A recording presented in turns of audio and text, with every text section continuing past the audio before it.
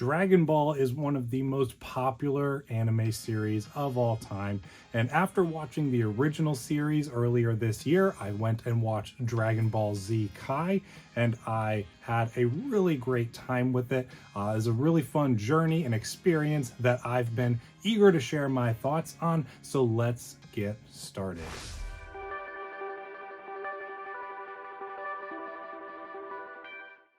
So starting things off, 5 years had passed since the original Dragon Ball series, which brought about the fact that Goku was now married, he had a son, the world has been at peace for some time now, and so I thought that that was a really interesting story choice to make. It's one that was made a few times in the original Dragon Ball series, and now in Dragon Ball Z Kai, they make few month to few year time jumps every once in a while throughout. So I really liked the fact that it helped to expand the story's scope, and we get to follow the characters more growth and development, not only just within each of the stories and the arcs that was being told, but over many years, and for many of them throughout their lifetime. So that was a really great way to start things off, and a really cool aspect of the show to implement throughout. Now, Piccolo was one of the big bads through the original Dragon Ball series, at least in the latter half of that show, and now Piccolo has become a bit of an uncertain ally. They still have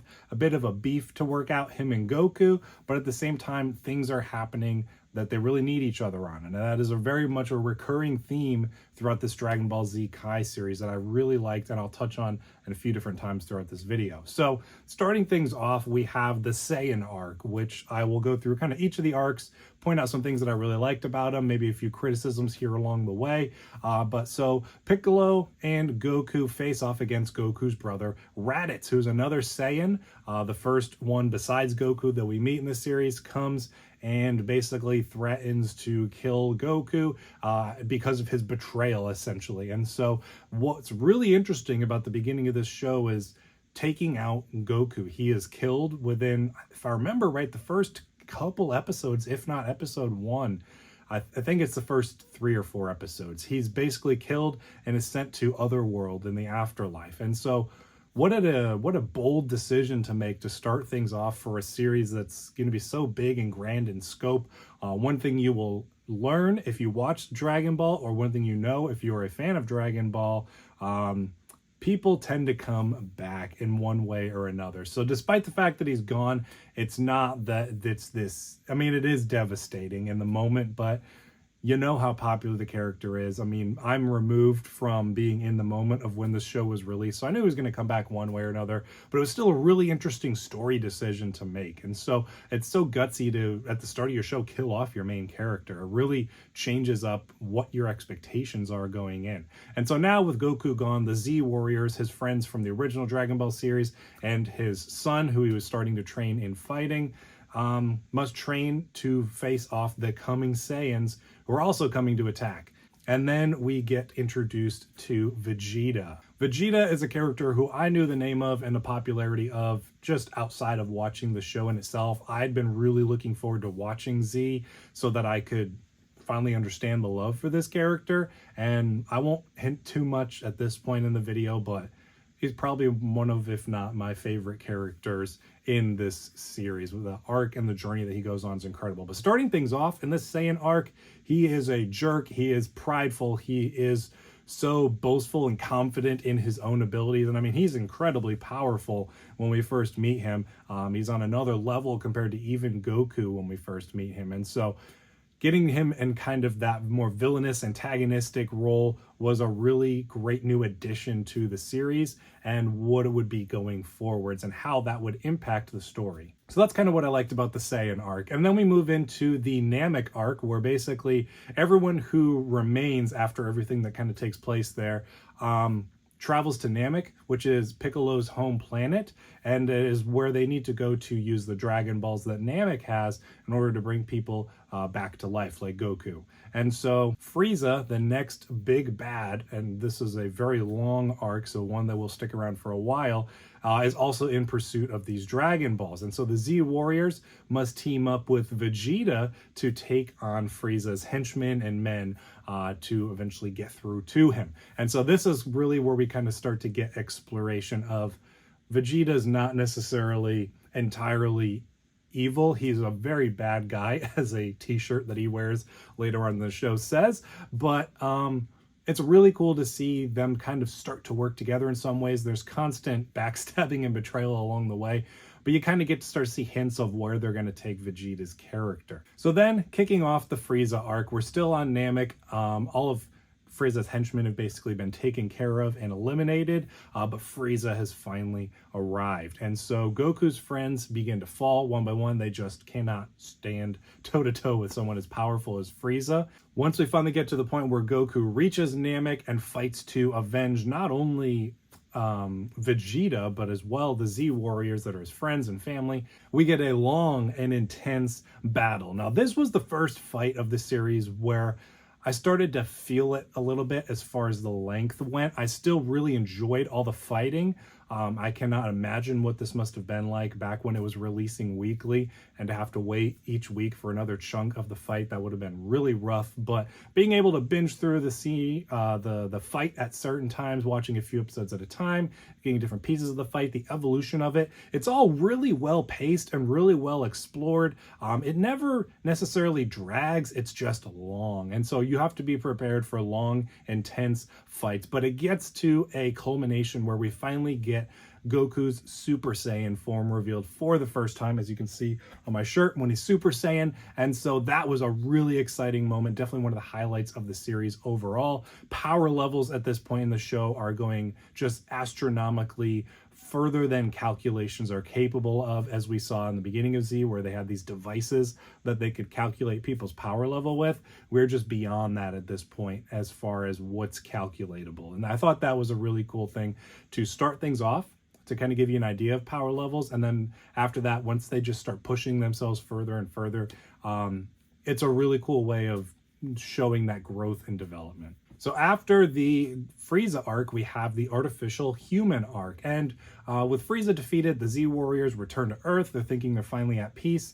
And then Trunks returns from the future. Now, Trunks is actually Vegeta's son, who he had not had yet, with Goku's friend Bulma. So it's someone who, it just turns into a really funny kind of series of events as Trunks is trying to keep it secret from everyone, so not to affect the timeline, all that kind of stuff. But Trunks essentially comes back from the future to warn of these androids that are coming and will eventually wipe out all the Z Warriors. Goku, Vegeta, everyone's going to die. They're basically going to take over the world. And so once Trunks shows up, things kind of start going differently from what Trunks had known of his story from the future. And so they start recognizing that they're kind of different timelines. So it's some fun time travel-y stuff.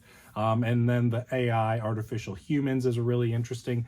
The way those characters are explored. I loved all of that stuff with Trunks. He was probably my favorite character in the show at that point. I had found Gohan really interesting because he starts so young and has to grow up so fast with all of these things that are happening. Obviously, you love Goku. Gohan's interesting. At that point in the show, he was still weak and kind of whiny at times, so I found him a little annoying, but he was starting to get a little more interesting. But Trunks came in, and I loved his personality. I loved his fighting styles, his power set, that kind of thing. It was all really interesting, really fun. And then the whole dynamic of him with the group as the time when he's trying to keep who he really is a secret, but Goku knows and a couple other people know, and it slowly comes out. So just a lot of really fun stuff in that arc specifically with Trunks, making him, at that time, was probably my favorite character in the show so far. So as things wrap up with the artificial human saga, we move into the Cell saga, which is a very natural next step based on the events that were taking place. And so a new enemy is revealed in Cell. Now, Cell is a villain that is set only on achieving his perfect form. Now, we got to see this a bit with Frieza, as it was a being who constantly was evolving into a more powerful and more invincible state. And so Cell is on even another level from where Frieza was, of just working through all these different evolutions to achieve his perfect form. And after taking out much of the world population, Cell holds a tournament to celebrate finally reaching that perfect form that he's achieved. Now, though, I want to talk again here about Gohan's arc. While he was somewhat annoying a little bit in his feeble weakness at the beginning of the series, his growth and development from then until now is very impactful.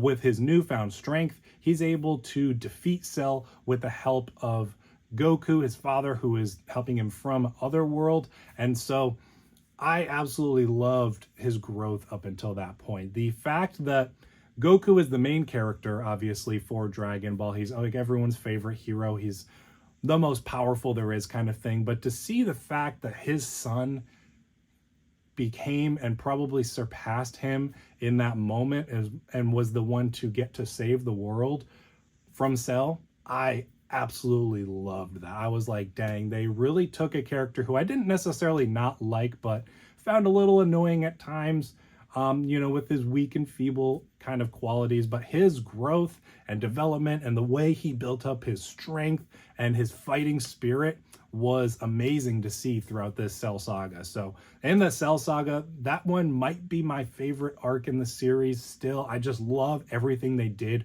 with Gohan throughout that arc.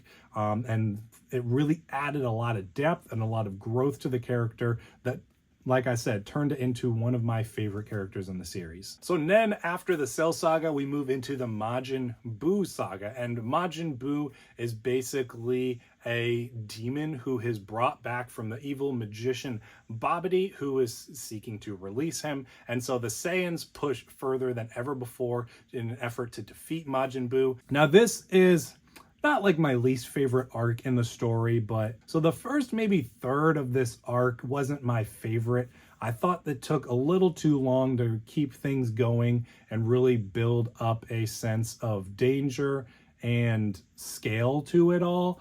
And then once it gets to a certain point, obviously I won't fully spoil it here if you haven't seen the show. Once we get to a point where Buu evolves into different forms, that's where it got more interesting for me.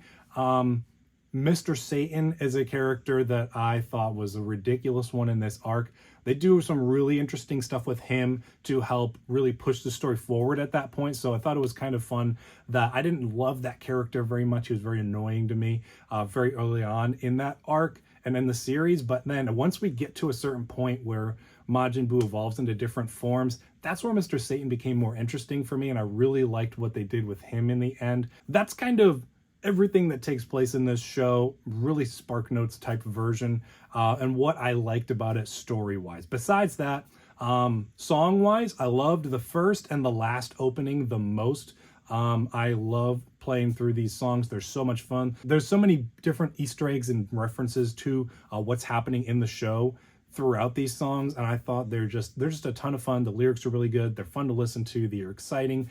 The instruments used in them is really great. And then I also really liked the final closing song that they used. I thought that one was really good too. Some miscellaneous points I wanted to bring to attention that I really liked. Goku using the energy and support of the people of the earth. One of the recurring themes throughout this series is to push yourself further than you think is possible and just become stronger and always be challenging yourself to grow further. But it gets to a point in the series where even that is not enough, and Goku has to rely on the energy and the support of the people of Earth in order to push himself to a level that is without them unattainable. And so I loved that aspect of the show. There's so many different things they do with Goku in this series that I feel like are Christ-like in some ways, or even just reflect a Christian lifestyle where we should challenge ourselves to push further, develop ourselves, build up our strength, whether that is physical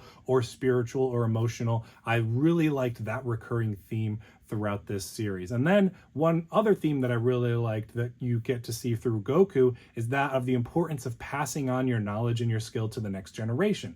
Like I said, we get to see quite a growth of Gohan throughout this. He starts off very young at the beginning of the series, and he is a young man by the end of the show. And getting to see Goku's recognition of the importance of passing on that knowledge and skill to his son and the next generation, knowing that they're the leaders. I really loved that. I thought that was a really inspirational and impactful aspect and quality that Goku had. But not only Goku, there were so many great moments where characters had emotional and personal breakthroughs. Obviously, as I said, Goku's Christ-likeness, where he is willing to sacrifice himself multiple times throughout this series. I really liked that aspect of the show. Goku's purity in so many ways, for as powerful and capable as he is of so many things, his purity throughout and his sense of innocence, I really love that as well. I really like that aspect of his character and his personality. Piccolo's growth. So Tien was my favorite character, probably, aside from Goku, in the original Dragon Ball series. I didn't like that he got sidelined a little bit in this show, but the Saiyans are just so much more powerful than any human is capable of being, so it makes sense that he kind of gets sidelined, though he does have a couple of really great moments in this series where he comes in and helps things out. So Tien was probably one of my favorite characters of his growth, at least in the original Dragon Ball show. Piccolo's growth in this series was really great as well. It's another one where like he has a lot in the first half of the show and he gets sidelined a little bit, again, just because people get so much further ahead than he is capable of being. But his growth, his personality development throughout this series, really liked it as well. And then, as I've been hinting at throughout, Vegeta's growth and evolution is my favorite part of this show, probably. He starts at such a stereotypical and straight up, bad guy, evil, here to destroy everyone kind of thing, no care about anyone else besides himself, all pride kind of thing. And he gets to the point in this series that he recognizes he's not the strongest. He learns about humility. He's willing to work with others. He's willing to push others to find the good in themselves. He finds the good in himself. That monologue that he gives right before he sacrifices himself to save Trunks, his son, was probably my favorite speech monologue in this series. It nearly brought me into tears. It was so powerful. And then at the end of the show, when he is fighting with Goku against Buu, that monologue, another incredible one of just recognizing what Goku has done, not only for his friends, but for the world, and the impact that has had on anyone, despite the fact that they may not even know who Goku is. I absolutely loved that. So, Goku's the easy favorite for me for this show, but I love what they do with Gohan as he develops throughout. Vegeta is probably my favorite growth arc throughout this series. I absolutely had a great time with this show. I gave it an 8 out of 10, so right around the same as much as I liked the original Dragon Ball series. I'm going to be moving into Dragon Ball Super come the new year. I'll probably do a video on that as well, I like giving you updates on how I'm progressing through the Dragon Ball franchise. And so that's kind of my all over the place thoughts of this show, the story, the characters, the fighting, all of that stuff. It was an amazing series. I really enjoyed it. It's become one of my favorite animes. I love talking about it with friends and recommending it to people now to check out. So thank you for checking this one out. Thank you for sticking around to the end. I will see you in the next video.